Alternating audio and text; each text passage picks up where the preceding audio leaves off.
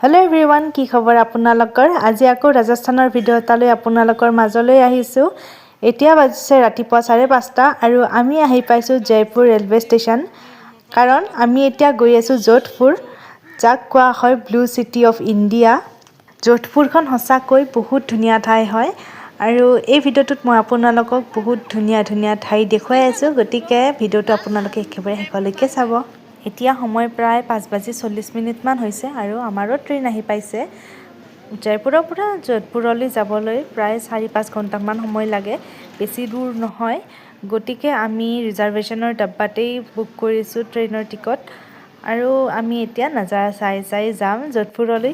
বহুত ধুনীয়া ঠাই হয়, মইতো বহুত বেছি এনজয় কৰিছোঁ আৰু আপোনালোককো মই একদম বহুত বেছিকৈ এইটো ঠাইয়ে ছাজেষ্ট কৰিম। আপোনালোকে নিশ্চয় আহিব, বহুত ভাল পাব আহি। আৰু ইয়াৰ মানুহবোৰ যে কিমান ভাল নহয়, সঁচাকৈ কি ক'ম, বহুত বেছি ভাল হয়। আৰু এয়া আমাৰ ট্ৰেইনে আজিৰ যাত্ৰাৰ শ্ৰীগণেশ কৈ দিলে। তেনেহ'লে বলক আজি যাম Jodhpur, the blue city of India, অৰ্থাৎ ভাৰতৰ নীলা চহৰখন আজি চাবলৈ গৈ আছোঁ। কিমান ধুনীয়া হ'ব পাৰে, আপোনালোকে নামটো শুনিয়েই গম পাইছে। তেনেহ'লে বলক।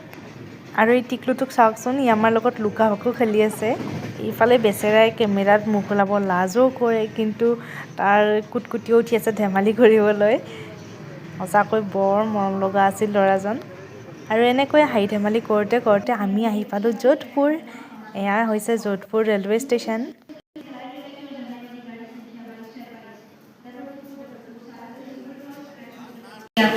प्लेटफॉर्म क्रमांक 1 पर खड़ी गाड़ी में अपने उचित यात्रा टिकट लेकर स्थान ग्रहण करें। যোধপুৰত এটা বৃহৎ ৰাজমহল আছে আৰু এই ৰাজমহলটোৰ লগতে চহৰখনৰ সৌন্দৰ্য উপভোগ কৰিবলৈ আমি এই পাহাৰখনত থকা হোটেলখনত ৰুম বুক কৰিলোঁ।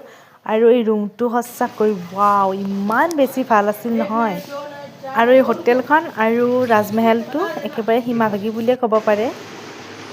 তো গাইজ, এয়া হৈছে আমাৰ যোধপুৰৰ ৰুমটো। ধুনীয়া লাগিছে মোৰ, চাফ চিকুণ, অলপ আগে মুচি দিছে, মানে জাষ্ট কোৱাও নাই ভালদৰে। এইখন বিচনা আৰু এইয়া খিৰিকী, দেখো ধুনীয়া লাগিছে একদম, আৰু ব্যৱহাৰো ভাল। গাইজ, বৰ্তমান যোধপুৰ আহি পাইছোঁ আমি আৰু ইয়াতে হোটেল ল'লোঁ, ৰুম ল'লোঁ। ইয়াত বহুত ধুনীয়া লাগিছে, কিন্তু এটাই প্ৰব্লেম, খোৱাত বহুত দাম। ম'ম' এক প্লেটত 8 পিচ আহে আৰু দাম হৈছে 300 টকা। তো মইতো নাখাওঁ, মই বাহিৰত গৈয়ে খাম বাকীখিনি। আপোনালোকে যদি খাব বিচাৰে খাব পাৰে, আহিলে মানে ফুৰিবলৈ আহিলে আপোনালোকে যদি 300 টকাত মানে খাব বিচাৰে খাব পাৰে। মই নাখাওঁ, মই চিপৰা মানুহ। আৰু বাকী ভাল লাগিছে হোটেলখন। আৰু এয়াই হৈছে আমাৰ হোটেলৰ সীমাতেই থকা ৰাজমহলটো। দেখিছেনে কিমান ডাঙৰ? এইটো জাষ্ট এটুকুৰা ঠাইহে আৰু দেখুৱাব আছে, আধা দেখুৱাই নে এইটো বেক চাইড বুলি ক'ব পাৰে আপোনালোকে। আপোনালোকক এটা স্পেচিয়েল বস্তু দেখাই আছোঁ। আমাৰ এওঁ আৰু নৱনীতা গৈছে এই ঠাইখিনিত ফটো উঠিব, কাৰণ এই ঠাইখিনি এটা বহুত স্পেচিয়েল ঠাই হয়। স্পেচিয়েলটো কি জানেনে? ইয়াত এখন হলিউড মুভি শ্বুটিং হৈছিলে। আপোনালোকে সেই মুভিখন হয়তো বহুতে চাইছে। মই ইয়াত এটা ফটো লগাই দিম, আমাৰ মানুহজনে উঠা। সেই ফটোটো দেখিলে হয়তো বহুত মানুহে গম পাব, যিকেইজনে সেইখন মুভি চাইছে।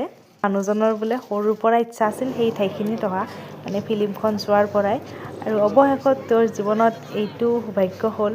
সেই ঠাইখিনি ৰেষ্ট্ৰিক্টেড এৰিয়া আছিল, তথাপি তেওঁ গৈ তাত ফটো এটা হ'লেও উঠি আহিছে। एफाला सा, ये हॉलीवुड का सीन करने आया, पेनल्टी लगने से भी देगा।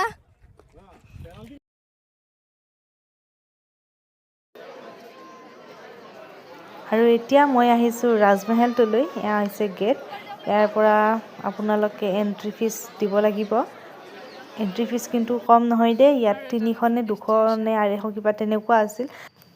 বাৰু যেই নহওক, তাৰপাছত আমি ৰাজমহলটো চাই মেলি এতিয়া আহিছোঁ আন এটা ডেষ্টিনেশ্যনলৈ, কাষতেই থকা বুলি ক'ব পাৰে। আমি প্ৰায় 2 কিলোমিটাৰমান খোজ কঢ়াৰ পাছতেই এটা ধুনীয়া লোকেশ্যন পাইছোঁ। বহুত ধুনীয়া ঠাই হয়, আপোনালোককো দেখাই আছোঁ। একেবাৰে কম ফিজ বুলিয়ে ক'ব পাৰি এণ্ট্ৰি ফিজটো, আৰু চাই ভাল লাগিছে আহি ইয়ালৈ।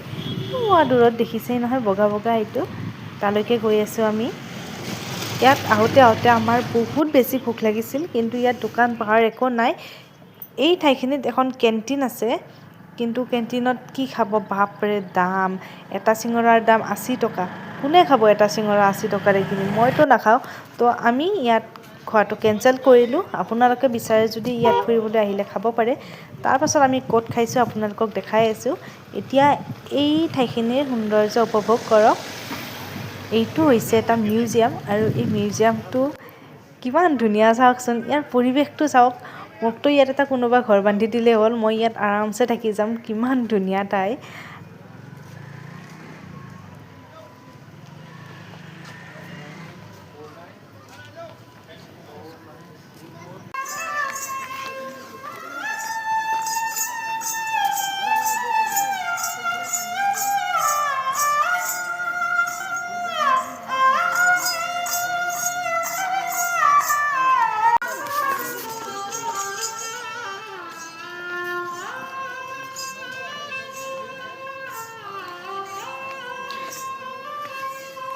তো গাইজ এইখিনি ঠাই কেনে লাগিছে জনাব। মই নামটো মেনশ্যন কৰি দিম কাৰণ মোৰ বৰ্তমান মনত অহা নাই কি বা নাম আছিল।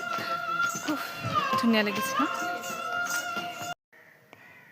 এই ঠাইখিনিলৈ গ'লোঁ, বহুত বেছি ধুনীয়া আছিল বাহিৰৰ পৰা, কিন্তু ভিতৰত চাবলগীয়া বিশেষ একো নাই, সেইবাবে মোৰ দেখুওৱা নহ'ল। তাৰ পৰা তললৈ নামি আহোঁতেই দেখা পালোঁ ইয়াত দুখনমান দোকান আছিলে, য'ত চলে কুলচে বেছি আছিলে, লগতে মেগী চেগীও কিবাকিবি পাব। আমি এতিয়া চলে কুলচেৰ মজা লওঁ। এটা নতুন ভিডিঅ'ৰ সৈতে আকৌ লগ পাম। আজিলৈ এৰিলোঁ, বাই।